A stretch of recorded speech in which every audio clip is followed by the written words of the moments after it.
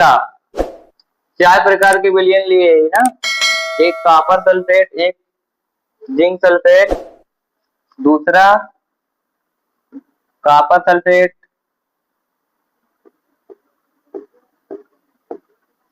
तीसरा, चौथा zinc sulphate. Copper sulphate के विलयन में अब की बार कॉपर के क्षार डालेंगे, जिंक सल्फेट के विलयन में जिंक का क्षार डालेंगे ना, इलेक्ट्रोड डालेंगे। अब देखो क्या होता है, जब जिंक सल्फेट की विलयन कॉपर सल्फेट की विलयन में जिंक का क्षार डालेंगे ना, तो जब आप सक्रियता श्रेणी देखेंगे,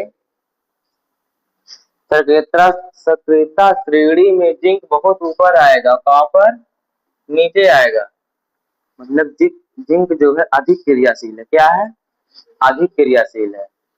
जब अधिक क्रियाशील है तो कॉपर सल्फेट की विलयन से बहुत तेजी से क्रिया करके गल जाएगा। क्या हो जाएगा?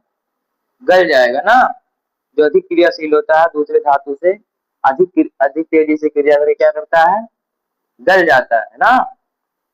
मतलब जल्दी से क्या हो जाएगा? गल जाएगा। मतलब अधिक तेजी से क्रिया होगा।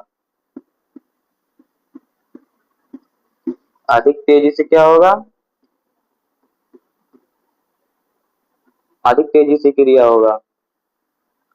और कौन सी विस्थापन क्रिया होगी? कॉपर सल्फेट की विलयन से कॉपर को विस्थापित करने लगेगा।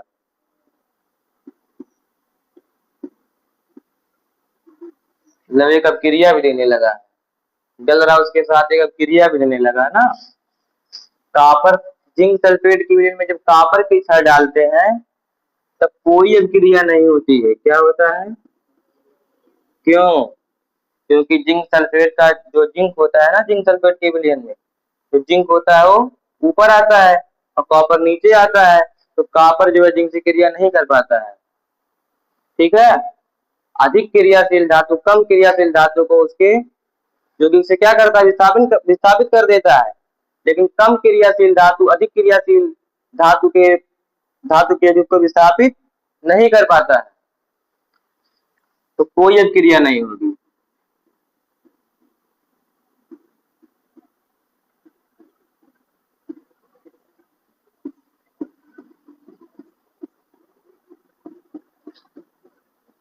देखिए,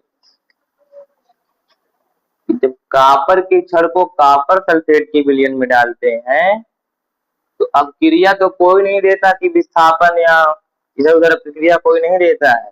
बस क्या करता है? इलेक्ट्रॉन का आदान प्रदान करता है। एक तरफ से क्या होता है? रॉड गलता है, दूसरी तरफ से क्या होता है? सल्फेट आयन उस पर जमा होने लगता है।